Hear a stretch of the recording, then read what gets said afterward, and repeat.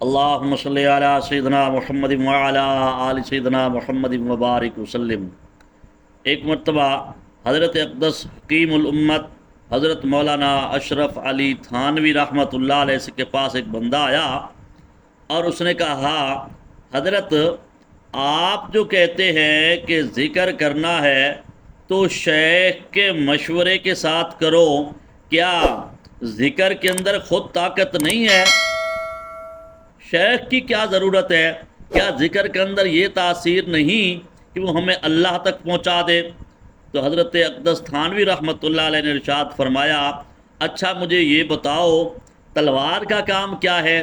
تو بتانے والے نے بتایا کہ کاٹنا۔ فرمایا پڑی ہوئی تلوار کاٹتی ہے؟ کہا نہیں۔ فرمایا تلوار چلانے والے کا ہاتھ چاہیے، جب تلوار چلانے والا ہاتھ ہوتا ہے تو پھر تلوار کام کرتی ہے۔ اسی طرح فرمایا ذکر سے خود فائدہ نہیں ہوتا، بلکہ ذکر کرانے والا جب کوئی ہوتا ہے تو پھر فائدہ ہوتا ہے۔ جیسے انسان شیخ کی صحبت پاتا ہے، جب شیخ ذکر کراتا ہے وہ ہوتا وہی اللہ کے نام کا ذکر ہے، لیکن جب شیخ اس ذکر کو کرواتا ہے تو جیسے تلوار انسان کے ہاتھ میں آتی ہے تو پھر وہ کام کرتی ہے، اسی طرح ذکر جب انسان شیخ سے سیکھتا ہے تو پھر وہ ذکر فائدہ دیتا ہے اور اللہ تک پہنچاتا ہے۔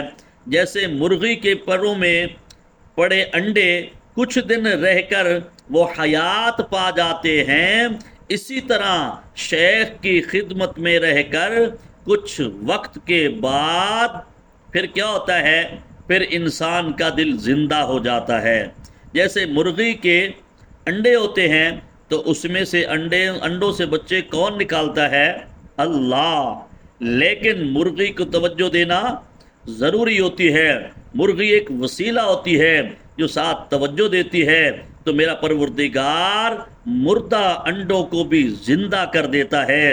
اسی طرح جب کوئی بندہ شیخ کامل کی خدمت میں رہتا ہے تو میرا پروردگار اس کے مردہ دل کو زندگی عطا فرما دیتا ہے۔ جیسا بچہ چھلکا توڑ کر باہر نکل آتا ہے تو اسی طرح میرا پروردگار جو بندہ شیخ کی صحبت میں رہتا ہے، میرا پروردگار اس بندے کے دل سے بھی ذکر کو جاری فرما دیتے ہیں۔ یہ اللہ والوں کی صحبت کی برکت ہے۔ تو اللہ سے دعا ہے کہ اللہ ہمیں بزرگوں سے ذکر سیکھ کر کرنے کی توفیق عطا فرمائے۔ وآخر دعوانا ان الحمد للہ رب العالمین۔